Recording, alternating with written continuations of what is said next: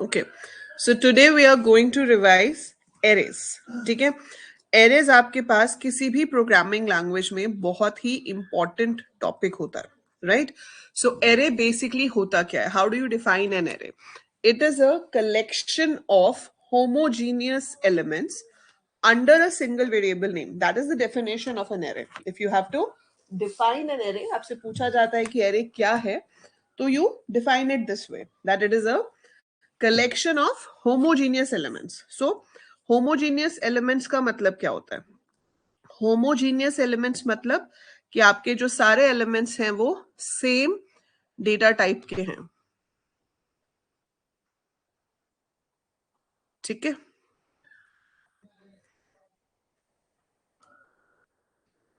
So it is elements of same data type. So homogeneous elements का मतलब है elements of same data type. That is arrays. ठीक है, इसमें एक ही वेरिएबल होता है. So this is stored under a single variable name. क्योंकि अगर आपको मान लो एक जैसी 10 चीजें स्टोर करनी है तो आपको 10 वेरिएबल नेम याद रखने पड़ेंगे. आप अगर n1 n2 n3 n4 भी देते हो तो you have to give so many variable names. But यहाँ पर हम एक ही नाम देंगे लेकिन उसमें डिफरेंट पोजिशंस पर आपकी वैल्यू स्टोर्ड होती है. So stored under a single variable name. अब अगर नाम सेम है तो रेफर कैसे करेंगे? हमें कैसे पता चलेगा हम कौन से एलिमेंट को रेफर कर रहे हैं? सो सिंगल एलिमेंट्स और individual elements are referred by their position in the array. So are referred by their position in the array called index और सबस्क्रिप्ट. और ये पोजीशन शुरू कहां से होती है? 0 से. सो position starts from 0 and goes up to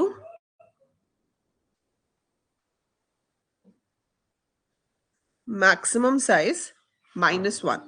So it starts from 0 and goes up to maximum size -1. एक बहुत इंपॉर्टेंट पॉइंट एरेज का और जो होता है कि arrays are stored in contiguous memory locations. So contiguous memory location का क्या मतलब है कि आपके पास अगर एक एरे है और वो 10 इंटीजर स्टोर कर रहा है, तो वो 10 के 10 इंटीजर्स आपके lobster toy. I don't know where it is. So it is stored in contiguous memory location. So contiguous memory location का मतलब है कि अगर 10 इंटीजर्स हैं तो वो 10 के 10 इंटीजर्स एक ही लाइन में स्टोर होंगे. एक इंटीजर को अगर 4 बाइट्स मिल रही हैं तो 10 into 4 40 बाइट्स आपकी एक साथ ही होंगी एक ब्लॉक में. वो अलग अलग जगह पर नहीं हो सकती. ठीक है, so those 40 bytes have to be together. It can not be at different places. तो ये आपकी एरे की बेसिक पॉइंट्स हो गए जो हमें पता होने चाहिए. अब इसके बाद आती है बात कि एरे डिक्लेयर कैसे होता है. सो एरे डिक्लेरेशन, क्योंकि आपको थ्योरी में पूछ सकते हैं कि बताओ भाई प्रॉपर स्टेटमेंट एरे डिक्लेयर कैसे होता है. So we write the data type, we write name of the array and in square bracket you have to give the maximum size. जैसे कि अगर आपको इंटीजर स्टोर करने हैं तो आपने लिखा int a10. इसका क्या मतलब है कि a मेरा एरे है और इसमें 10 इंटीजर स्टोर हो सकते हैं. So maximum 10 integers can be stored. अगर आप फ्लोट लेते हो तो उसमें फ्लोट स्टोर हो सकते हैं. Memory will be allocated as per the size. So ये आपका एरे डिक्लेरेशन का सिंटेक्स है. एरे को हम इनिशियलाइज भी कर सकते हैं. बाय डिफॉल्ट जब हम एक एरे डिक्लेयर करते हैं उसमें सारी गार्बेज वैल्यूज होती है, मतलब उसमें कुछ भी पहले का पड़ा होगा, हमें नहीं पता क्या पड़ा है. But if you want to initialise the array तो आप ऐसे लिख सकते हो a5 is equal to 10 15 18 20 16 like this. So this is my array. So A5 is equal to 10, 15, 18, 20, 16 like this. So इससे क्या होगा, मेरे पास एक array बन गया जिसमें हमारे पास ये values हैं. So 0 position पे 10 store हो जाएगा, 1 position पे 15, then 2, then 3, then 4. इसमें आप ऐसे भी कर सकते हो इनिशियलाइजेशन के टाइम पे कि साइज खाली छोड़ दो और यहाँ पर वैल्यूज दे दो. तो आपने अगर इस तरह से किया है तो जितनी वैल्यूज आपने दी हैं उसके अकॉर्डिंगली इसका साइज डिसाइड हो जाता है. ठीक है, एक और ऑप्शन इसमें क्या होती है कि हम यहाँ पर साइज बड़ा दे देते हैं. मैंने 10 साइज दे दिया लेकिन वैल्यू सिर्फ 2 ही दी. तो इस सिचुएशन को पार्शियल इनिशियलाइजेशन कहते हैं. एरर नहीं आता इसमें. This is partial initialisation. इसका क्या मतलब है? 0 पे आपका 10 स्टोर होगा, 1 पे 20 स्टोर होगा, but what about rest of the 8 values? So वो रेस्ट ऑफ द 8 वैल्यू जो है पोजीशन 2 से लेके 9 तक, उनमें सारे जीरोस आ जाएंगे. ठीक है, so this is the case of partial initialisation, जहां पर हम पूरे एरे में वैल्यूज नहीं डाल रहे, हम सिर्फ कुछ पार्ट को इनिशियलाइज करते हैं, तो रिमेनिंग पोजीशंस जो हैं वो अपने आप जीरो हो जाती हैं. ठीक है, this is initialisation of the array. बाकी आपको पता ही है कि आपको अगर एरे को प्रोसेस करना है, देवांश बेटा वो कर देते हैंड रेज. अभी लिख रहे हो आप? अभी विजिबल है?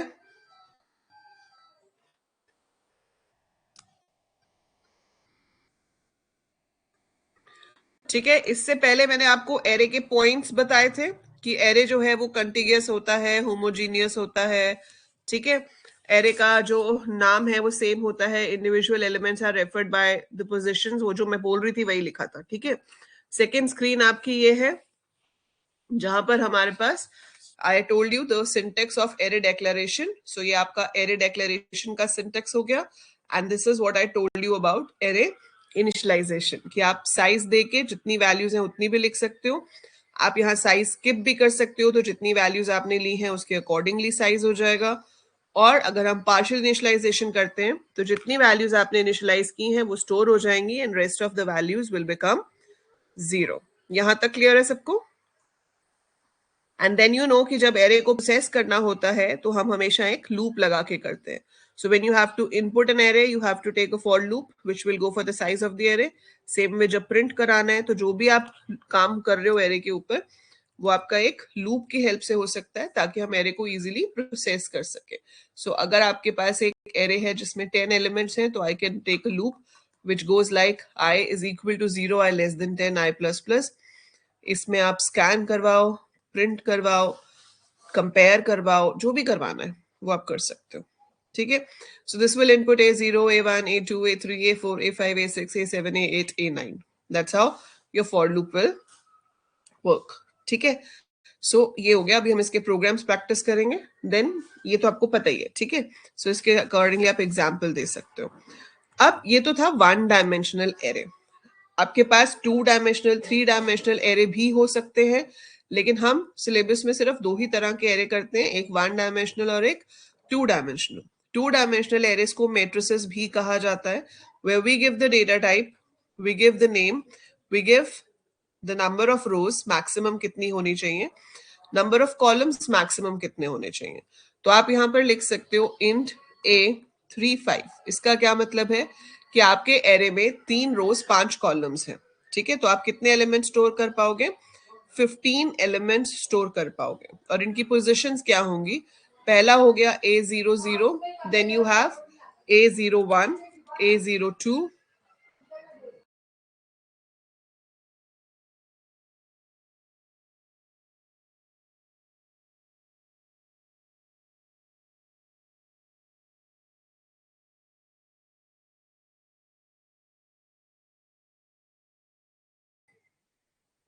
हाँ अभी बताऊंगी विनय. I'll tell that question. So A00, A01, A02, A03, A04, that's your first row. A10, A11, A12, A13, A14 is your second row. Then I have A20, A21, A22, A23, A24. सो ये हमारी 3/5 matrix हो गई. इसको जब भी आपको process करना है, जब भी आपको इसको इनपुट करना है, प्रिंट करना है, तो आपको एक नेस्टेड लूप की जरूरत पड़ती है. Outer loop will go for the number of रोज, और उसके अंदर वाला जो लूप है वो आपका चलता है कॉलम्स के लिए, है ना. तो ये 3/5 ले लिया. अब आप इसको स्कैन करवा रहे हो या जो भी ऑपरेशन परफॉर्म कर रहे हो, इसके अंदर आ जाएगा. सो हमें पता है कि जब नेस्टेड लूप होते हैं, बाहर वाला लूप एक बार चलता है, अंदर वाला लूप अपनी पूरी आइट्रेशंस कवर करता है. तो I is 0, I less than 3 true है, J is 0, J less than 5 true है. So we get the value at A00. Then J becomes 1. J becomes 1. So we will get A01, A02, A0 3, A0 4. Finally, we move on to this one. I becomes 1, J becomes 0. So we get at A10, A11, A12, A13, A14. Then A20, A21, A22, A23, A24. Right so इस तरीके से आपकी matrix input हो जाएगी. अब इसमें एक important part आता है आपका कि we can store 2D arrays in two forms, row major matrix and column major matrix. Actually में तो सिस्टम में तो रो मेजर में ही स्टोर होता है, पर जब हम थियोरेटिकली पढ़ते हैं तो हमारे पास दो ऑप्शंस आती हैं कि मैट्रिसेस जो है वो रो मेजर फॉर्म में अरेंज हो सकती हैं as well as column major form में अरेंज हो सकती हैं. रो मेजर का मतलब क्या है? अगर ये 3/5 है तो ये मेमोरी में कैसे स्टोर होगा? पहले फर्स्ट रो के सारे एलिमेंट्स, फिर सेकेंड रो के सारे एलिमेंट्स, फिर थर्ड रो के सारे एलिमेंट्स. ठीक है, तो अगर आपका एरे स्टोर हो रहा है 800 मेमोरी लोकेशन पर, पहला नंबर 800 पे है, तो अगर 2 बाइट्स ले रहे हो तो ये 802 पे होगा, ये 804 पे होगा, ये 806 पे होगा, ये 808 पे होगा, ये 810, 812, 814, 16, 18, 820, 22, 24, 26, 28, है ना. सो this is how it is stored. अगर ये कॉलम मेजर होता तो इसमें पहले क्या स्टोर होता? पहला column, that is A00, A10, A20. फिर स्टोर होता second column, that is A01, A11, A21, फिर ऐसे ही A30. तो यहाँ एड्रेसेस अलग हो जाते हैं. तो इसमें आपको क्वेश्चन कैसे आता है? क्वेश्चन ये आता है कि मान लो एक मैट्रिक्स है जो कि रो मेजर मैट्रिक्स है, उसका साइज इतना है, each element is occupying so many bytes. अब आपको क्या करना है? आपको फाइंड आउट करना है address of a particular location. वो कैसे करोगे? तो बहुत ही सिंपल चीज है, उसका आपको सिर्फ फॉर्मूला याद रखना होता है. अगर रो मेजर मैट्रिक्स है तो हम क्या करते हैं? बेस एड्रेस प्लस आपको कितनी रोज आपने क्रॉस कर ली, ठीक है, multiplied by number of columns plus current column कौन सा है, ठीक है, into width of a single element. अगर कॉलम मेजर है तो आपका फॉर्मूला हो जाता है बेस एड्रेस, मतलब जहां से एरे शुरू हो रहा है, जहां पे आई है वहां जे हो जाएगा, जहां सी है वहां आर हो जाएगा, इनटू विड्थ. एग्जाम्पल देते हैं. आपको बोला है given a matrix of size 10 by 20 stored row wise starting at address 5000, each element occupying 4 bytes. Calculate the address of A57, let's say. तो I क्या है यहां पर? 5. J क्या है? 7. बेस एड्रेस क्या है? 5000. नंबर ऑफ रोज कितनी है? 10. कॉलम्स कितने हैं? 20. विड्थ है 4. तो हम फॉर्मूला में पुट कर देते हैं बेस एड्रेस प्लस आई, मतलब नंबर ऑफ रोज. 5 का मतलब है आप 5 रोज क्रॉस कर चुके हो, है ना. 0 1 2 3 4, 5 रोज क्रॉस कर चुके हो. हर रो में कितने एलिमेंट्स थे? 20, मतलब 100 एलिमेंट्स में क्रॉस कर चुकी हूँ. और ये जो 7 वाला है ये एक तरह से 8वां एलिमेंट है आपका. तो 7 एलिमेंट्स हम क्रॉस कर चुके हैं. तो हम कितने एलिमेंट्स क्रॉस कर चुके हैं? 107 इस एलिमेंट तक पहुंचने के लिए. A57 पे अगर आप रो मेजर में जा रहे हो, रो वाइज जा रहे हो, तो आप इतने एलिमेंट्स क्रॉस करके इस जगह तक पहुंचोगे. उसमें से हर एलिमेंट को 4 बाइट्स चाहिए. तो 107 into 4 is 428. So 5000 plus 428 will be 5428. ये आपका आंसर हो जाएगा. सो ये फॉर्मूलाज याद रखने हैं. ये आ सकता है आपको क्वेश्चन, ठीक है. So if the question comes for 2 or 3 marks you should be able to solve it like this. समझ में आया ये कैसे हो रहा है? Is it clear to every one of you?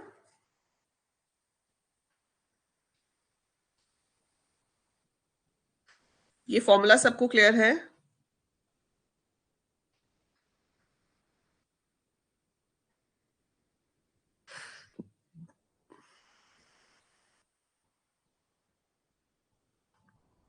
Angad देखो, बहुत सिंपल सा कंसेप्ट है इसमें। आपको ये समझना है कि जिस एलिमेंट का एड्रेस पूछा जा रहा है वहां तक पहुंचने के लिए आपको कितने एलिमेंट्स क्रॉस करके आना पड़ेगा।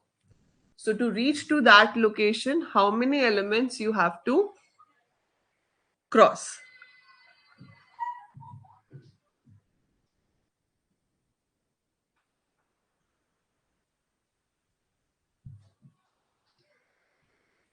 ठीक है, और उसको कैलकुलेट करने के लिए हम ये फॉर्मूला लगाते हैं। अगर रो मेजर है तो आई इंटू सी प्लस जे, अगर कॉलम मेजर है तो जे इंटू आर प्लस आई। एक एलिमेंट को कितना साइज चाहिए उससे मल्टीप्लाई कर देंगे, मतलब इतनी बाइट्स आप आगे आ गए हो। कहां से? बेस एड्रेस से। बेस एड्रेस से आप इतनी बाइट्स आगे आए हो, मतलब ये एड्रेस किसका है? जो हमसे पूछा गया है एलिमेंट, उसका। आया समझ? Is it clear now? इसकी मैं आपको एक वर्कशीट दे सकती हूँ, आप लोग ट्राई कर सकते हो क्वेश्चंस।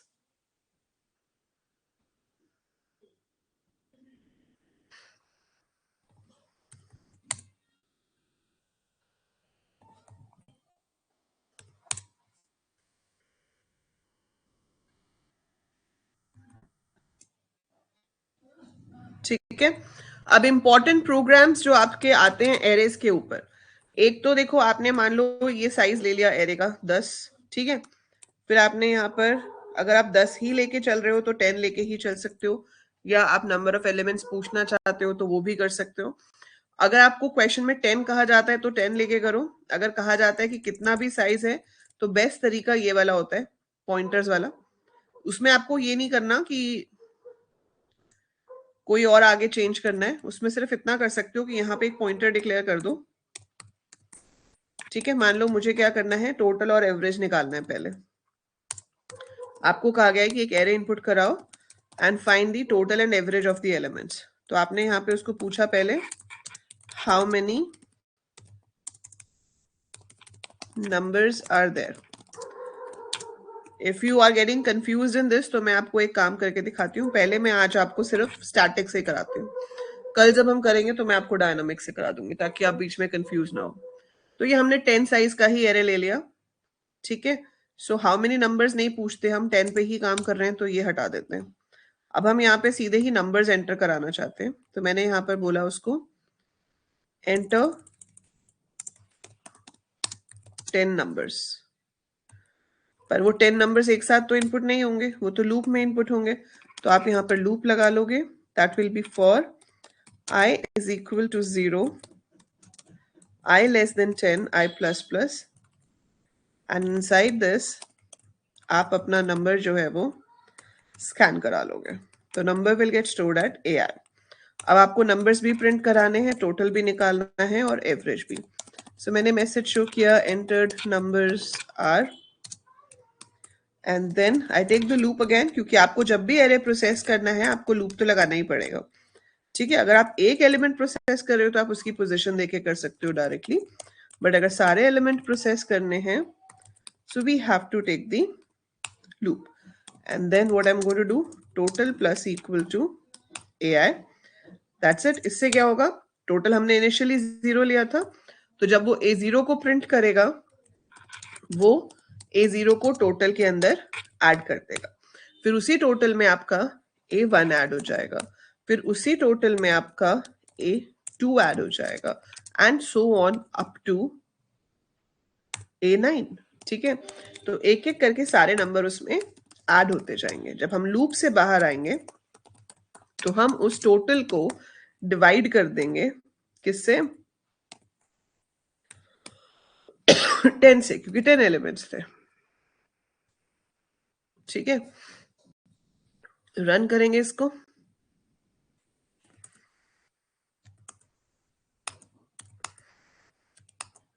अब आपको यहाँ पर 10 नंबर्स एंटर करने हैं।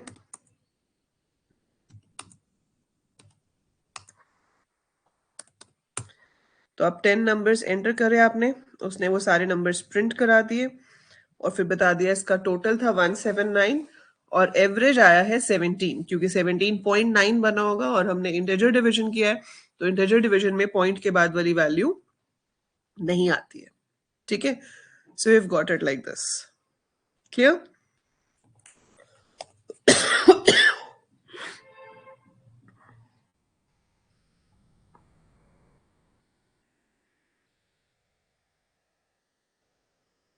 कहाँ गया हमारा ग्रुप?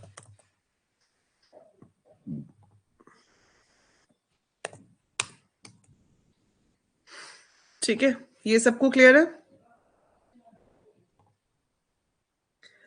इसमें किसी को डाउट तो नहीं है? इसके बाद अब मैं विनय वाला कराती हूँ. विनय ने पूछा है कि मैम मिनिमम और मैक्सिमम वाला बता दो. So we will change this code for minimum maximum. इसमें कोई डाउट है तो बता दो मुझे. कोड मैंने भेज दिया आपको व्हाट्सएप पे. अब इसमें हम क्या कर रहे हैं, दो वेरिएबल ले लेते हैं, एक मिन और एक मैक्स. ठीक है, पहले यूजर से हमने 10 नंबर इनपुट करवा लिए. फिर आपने जो फर्स्ट नंबर है उसको एज्यूम कर लिया कि वो सबसे छोटा है. ठीक है, और जो फर्स्ट नंबर है उसी को मैंने एज्यूम कर लिया कि वो सबसे बड़ा है. सो मिन इज इनिशियलाइज्ड विद A0. ठीक है, that assuming first number is the smallest. अब हम इसको बाकी के नंबर्स के साथ कंपेयर करेंगे. जहां पे हमें इससे छोटा मिलेगा हम इसको चेंज कर देंगे. Same way here you are assuming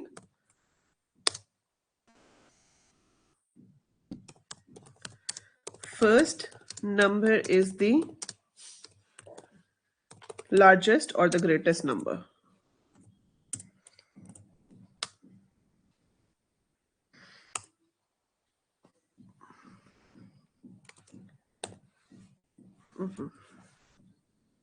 ठीक है, फिर आप एंटर नंबर्स तो प्रिंट करा ही रहे हो. अब आपने टोटल नहीं निकालना.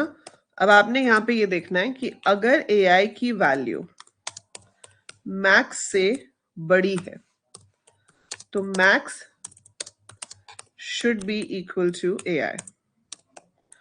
और अगर AI की वैल्यू मिन से छोटी है तो min should be equal to AI. ठीक है, तो हम यहां पर क्या प्रिंट कर देते हैं, highest value is.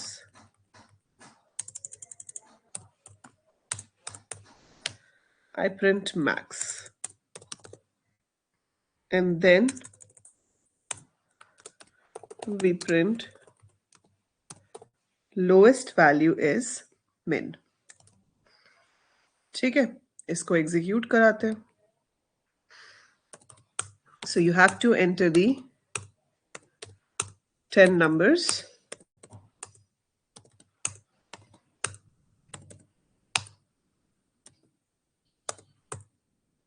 So enter numbers are, numbers आ गए मेरे पास, highest value आ गई and lowest value आ गई.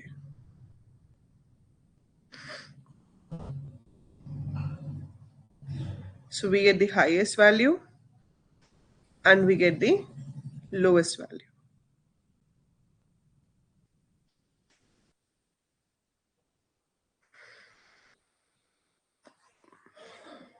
ठीक, so I'll send you this code.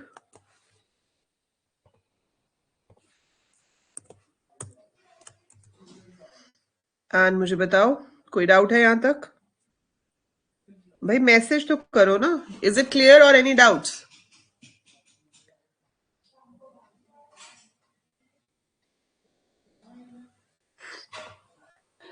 This is to find highest and lowest out of an array. Array का size differ हो सकता है question to question, but this is the logic to find it. Is this clear to every one of you?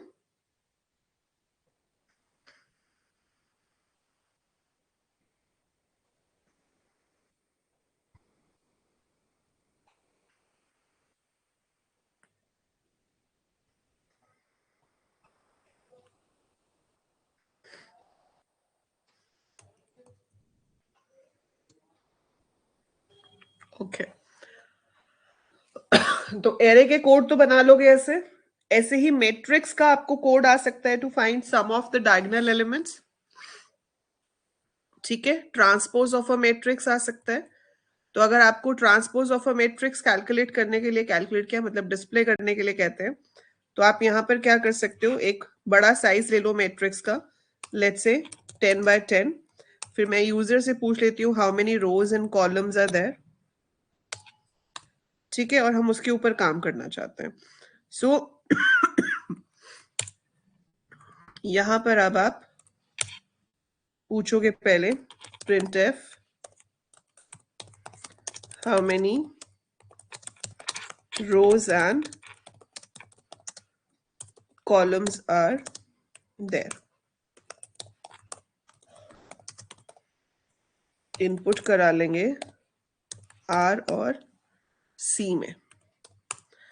ठीक है, आप यहाँ पर check भी कर सकते हो कि number of rose and columns 10 से कम होने चाहिए। अगर ज्यादा है तो हम मैसेज शो कर सकते हैं कि it's invalid size.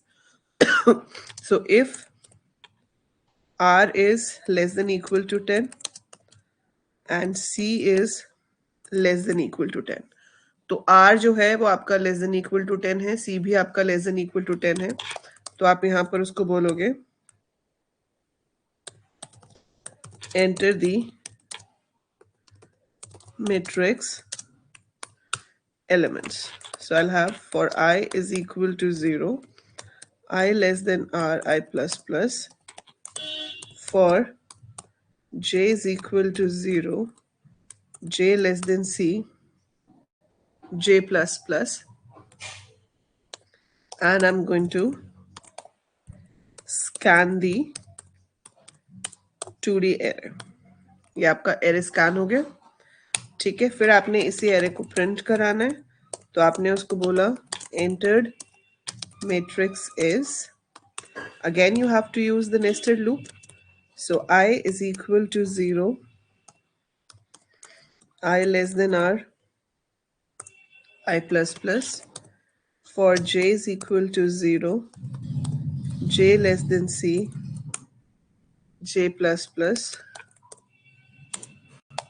printf \t %d। और यहाँ पर मैंने aij को प्रिंट कर दिया ताकि मैट्रिक्स की तरह दिखे। और आप चाहते हो कि हर रो नेक्स्ट लाइन पे आए, so whenever you start a row you go to the next line. ठीक है, अब ऐसे ही ट्रांसपोज प्रिंट कराना है। तो ट्रांसपोज क्या होता है, जो रोज होती हैं वो कॉलम्स बन जाते हैं और जो कॉलम्स होते हैं वो रोज बन जाते हैं, है ना। सो ट्रांसपोज इज योर रोज, अगर 3x2 की मैट्रिक्स है तो 2x3 रो शो होगा। तो आपका जो डिस्प्ले का साइज है वही बदल गया। तो हमने यहाँ R की जगह पे C कर दिया और C की जगह पे R कर दिया। तो आपका जो लूप चलेगा वो C/R टाइम्स चलेगा। और ऐसे ही जहां पे आप प्रिंट करा रहे हो वहां पे aij की जगह aj प्रिंट कर देंगे। अगर आप यहाँ पे aij रखना चाहते हो तो सिर्फ RC चेंज नहीं करना, पूरा लूप ही चेंज कर देना है। J वाला लूप बाहर कर दो, I वाला लूप अंदर कर दो, तो आप यहाँ पे aij लिख सकते हो। बट हमने बाहर I वाला रखा है तो अब I बाद में आएगा और J पहले आएगा। So this is what you have to do. अब हम इसको रन करते हैं। So how many rows and columns are there? Let's say 2x3 ही लेती हूँ मैं। ठीक है, अब मुझे 6 एलिमेंट एंटर करने हैं। तो आपकी ये मैट्रिक्स थी और ये उसका ट्रांसपोज है। ठीक है, so rows change to column, column change to row. That's how we process it. Clear है? Is it clear to every one of you?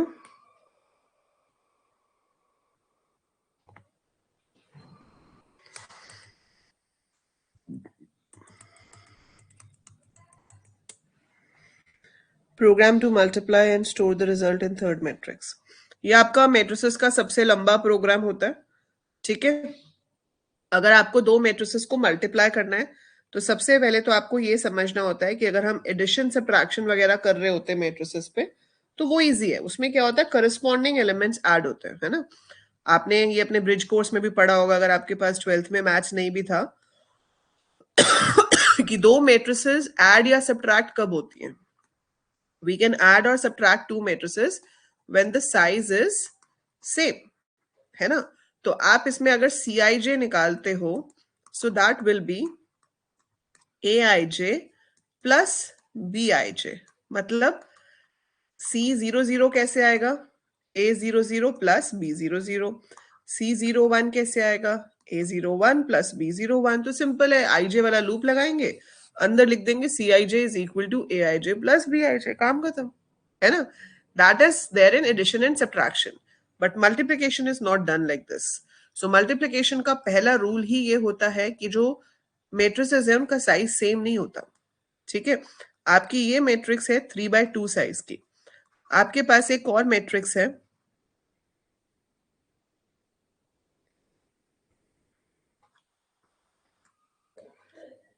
2/3 size की. इसकी मल्टीप्लिकेशन पॉसिबल है क्योंकि ये चीज सेम है. So number of columns of first matrix must be equal to number of rows of second matrix. अगर है तभी आप मेट्रिसेस मल्टीप्लाई कर सकते हो, अदरवाइज नहीं कर सकते. और ये मल्टीप्लाई कैसे होती है? यहाँ पे C00 A00 इंटू B00 नहीं होता, यहां पर होता है this multiplied by this, A00 multiplied by B00 plus this multiplied by this. So it is A01 multiplied by B10. ये आ गया. फिर C01 आप, क्योंकि इसका रिजल्टेंट मैट्रिक्स क्या बनेगा? 3/3. फिर C01 होगा ये वाला कॉलम, ये वाली रो इस कॉलम के साथ. तो A00 इंटू, अब ये वाला कॉलम क्या है? A, ये आपका, हाँ ठीक है, ये A, ये B था ना? हाँ, so this was B00, this is B01. A00 into B01 multiplied by A01 into B11. फिर अगला जो होगा आपके पास C02, उसमें A00 मल्टीप्लाई होगा B02 से, A01 मल्टीप्लाइड होगा B21 से. एंड सिमिलर वे जब हम C10 पे आएंगे, so it will be A10 into B00, A11 into B10, फिर C11 will be A10 into B01, A11 into B11, ऐसे चलता रहेगा. फिर C11 आएगा तो उसमें आपके पास ये वाली रो आ जाएगी. So this will be A20 into B00, A21 into B10. अब बेसिकली क्या है कि जो C आप निकाल रहे हो, this is a sum of products. आपको कुछ प्रोडक्ट्स निकालने और फिर उनका सम करना है. तो मतलब एक लूप तो चाहिए बाहर रोज के लिए, उसके अंदर एक लूप चाहिए कॉलम्स के लिए, उसके अंदर एक और लूप चाहिए, क्योंकि कितनी टर्म्स ऐड करनी है वो इस पे डिपेंड करेगा. अगर ये 2 है तो आपको 2 टर्म्स ऐड करनी पड़ेंगी, अगर 3 है तो 3 टर्म्स ऐड करनी पड़ेंगी, अगर ये 5 है तो 5 टर्म्स ऐड करनी पड़ेंगी. Means we have to take another loop जो के हो जाएगा. अब आपको सिर्फ ये देखना है कि ये इंडेक्स किसके ऊपर बेस्ड है. तो ये 0 है, ये पूरी रो में देखो 0 ही रहेगा ए के साथ. मतलब ए के साथ जो पहला इंडेक्स है वो आई पे डिपेंड कर रहा है. ठीक है, ये जो दूसरा इंडेक्स है ये 0 यहाँ है, यहीं पे जाके 1 हो जाता है. तो that means it has to depend on the innermost loop. तो ये के पे डिपेंड करेगा. Same is the case with b के साथ जो पहला वाला इंडेक्स है वो के पे डिपेंड करेगा और दूसरा वाला डिपेंड करेगा जे पे. ये पूरे कॉलम में 0 रहता है, यहाँ आते ही 1 हो जाता है. So it depends on the column. So ये बेसिक सा लॉजिक है जो आपको यहाँ समझना है. और कोड याद करना तो इसका बहुत ही आसान है, कोड में तो कोई प्रॉब्लम ही नहीं है. देखो आपने यहाँ पर क्या किया, 2 मैट्रिसेस लेनी, 3 लेनी है आपको अब. ठीक है, तो आपने यहाँ पर B10 10 ले लिया, फिर आपने C10 10 ले लिया, R1 C1 हो गया, R2 C2 हो गया. ठीक है, so we have taken this thing. फिर आपने यहाँ पे आई जे और एक आपको के भी चाहिए होगा. So how many rows and columns are there in first matrix? So we take R1, we take C1. ये हम अभी इवेंचुअली मान लेते हैं कि भाई सही होगा, तो लेट इट बी। ऐसे ही आप दूसरी मैट्रिक्स के लिए ले लो, how many rows and columns are there in second matrix,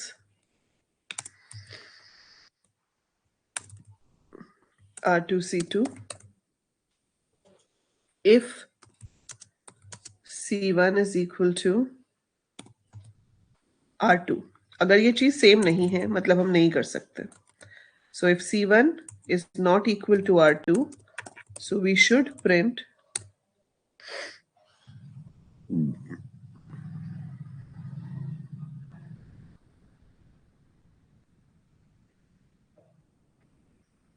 if C1 is not equal to R2, we should print multiplication is not possible.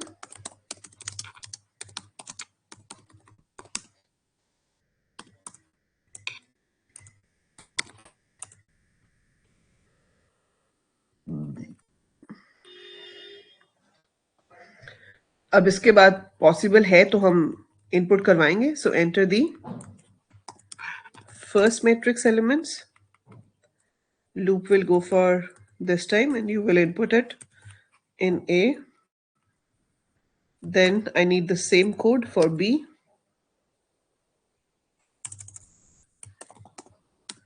So we're going to take second matrix. ये सब functions वगैरह भी हम इसमें बना सकते हैं, पर अभी मैं आपको सीधा सीधा बता रही हूँ, so that आपको लॉजिक समझ आ जाए। फंक्शंस वगैरह तो बात की बात है। आपने सेकेंड मैट्रिक्स इनपुट कर ली, अब आपको प्रिंट करनी है अगर दोनों मैट्रिसेस तो आप प्रिंट करा सकते हो, नहीं तो कोई जरूरत नहीं है, हम सीधे प्रोडक्ट ही प्रिंट करा सकते हैं। तो इसको मैं यहाँ से हटा देती हूँ और यहाँ पे प्रिंट करा देती हूँ, और यहाँ पर हम लिख देते हैं, अगर आपको प्रिंट कराना है तो आपको सेम कोड 3 बार लिखना पड़ेगा, एक बार ए को प्रिंट करने के लिए, एक बार बी को और एक बार सी को। So matrix multiplication is number of rows होंगी R1, नंबर ऑफ कॉलम्स होंगे C2, और आप प्रिंट करा दोगे AIJ को। ठीक है, अब यहाँ आएगा कोड मल्टीप्लाई करने वाला, तो प्रिंट तो हमें यहाँ कुछ नहीं कराना, पर आपका जो बाहर वाला लूप चलेगा that will be for number of रोज। फिर उसके अंदर जो आपके पास J वाला लूप है that is for number of columns. तो कॉलम्स रिजल्टेंट मैट्रिक्स में कितने होंगे, जितने सेकेंड मैट्रिक्स के कॉलम्स हैं। ठीक है, and then what you have to do है, जो C है CIJ, क्योंकि सम निकालना है आपने तो उसको इनिशियली हमें 0 लेना पड़ेगा। सो इनिशियली हम उसको लेंगे 0, और यहाँ पर अब आप C1 या R2 कुछ भी लिख सकते हो, दोनों सेम ही होंगे, वही तो कंडीशन है मल्टीप्लिकेशन की। तो उतनी बार आपका ये वाला लूप चलेगा, और इसमें हम ऐड क्या करेंगे, plus equal to AIK into BKJ. So this is what you have to do. So this is the actual code for multiplication. ये जो loop है, ये है responsible for performing the multiplication of matrices. ठीक है, इसको आप रन करते हो, आपने बोला भी पूछेगा वो तो ही बोलेंगे, है ना। सो हम यहाँ पर देंगे number of rose and columns. Why is it stuck? Let me copy the code, इससे पहले कोड गायब हो जाए। ये ऑनलाइन कंपाइलर की प्रॉब्लम हो जाती है कभी कभी।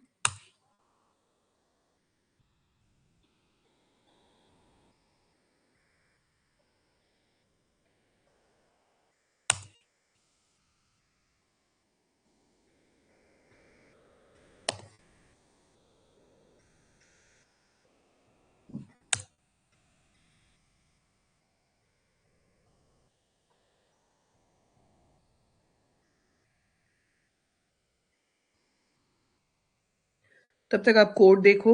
सो हमने पहले फर्स्ट मैट्रिक्स के रोज कॉलम पूछे, सेकेंड मैट्रिक्स के रोज कॉलम पूछे, अगर साइज ही मैच नहीं करता है तो सिंपली प्रिंट कर दिया मल्टीप्लिकेशन इज नॉट पॉसिबल। अगर साइज मैचिंग है तो हमने फर्स्ट मैट्रिक्स को इनपुट करा लिया, R1 C1 टाइप लूप चलाया, सेकेंड मैट्रिक्स को इनपुट करा लिया, फिर ये आपका कोड है to get the product of the two matrices, and finally we're getting the product. Execute हो गया। 2 by 3, 3 by 2. So 2 by 3, 2 rows, 3 columns. So I enter 5, 6, 1, 2, 3, 4.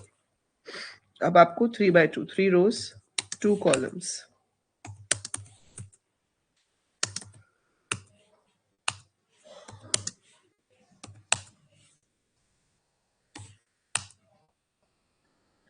So matrix multiplication सही तो नहीं आ रहा, इतना छोटा नहीं आ सकता.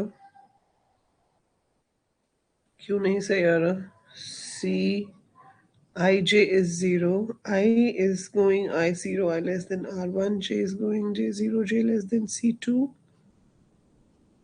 K is equal to 0, K less than C1. So Cij plus equal to Aik into Bkj. And then we are printing the matrix. Size तो same आ रहा है. Let me execute it once again. Code तो बिल्कुल ठीक है. अगर कुछ issue है भी तो वो सिर्फ आपके इस कंपाइलर के साथ हो रहा है अभी, बिकॉज इट्स हैंगिंग. आप ये कोड मैंने आपको व्हाट्सएप पे भेजा है, इसको रन करके देखो अपने पास और देखो सही आउटपुट आ रहा है या नहीं. Let me know. 2 rows 3 columns. ले ही नहीं रहा ना, ये एंटर भी नहीं ले रहा. It is hanging.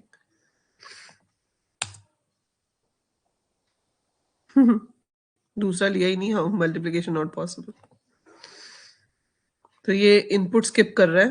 That's why it's not showing the proper result. अगर आप में से कोई कोड ब्लॉक में कर रहा है तो आप रन करके मुझे बताओ फटाफट से क्या आउटपुट आ रहा है या नहीं. और लॉजिक समझ आया? लॉजिक समझ आया सबको?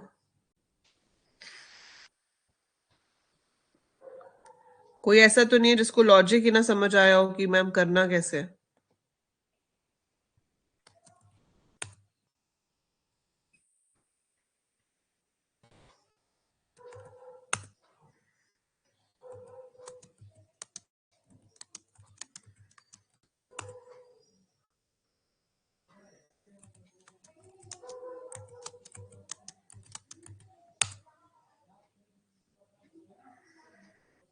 नहीं सही आ रहा है.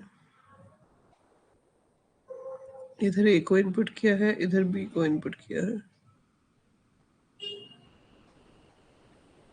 अच्छा, सही आएगा कैसे? प्रिंट ही ए आई जे किया हुआ है. प्रिंट सी आई जे कराना है ना. लास्ट लूप में फर्स्ट मैट्रिक्स को प्रिंट किया हुआ है और वो भी आधी अधूरी सी प्रिंट हो रही है क्योंकि रोज और कॉलम मैच नहीं हो रहे. सो जो आपका लास्ट लूप था उसमें हमें सी को प्रिंट कराना था. देखा, कॉपी पेस्ट के नुकसान हो जाते हैं कभी कभी. So I did not change that to C. That's why we got the problem.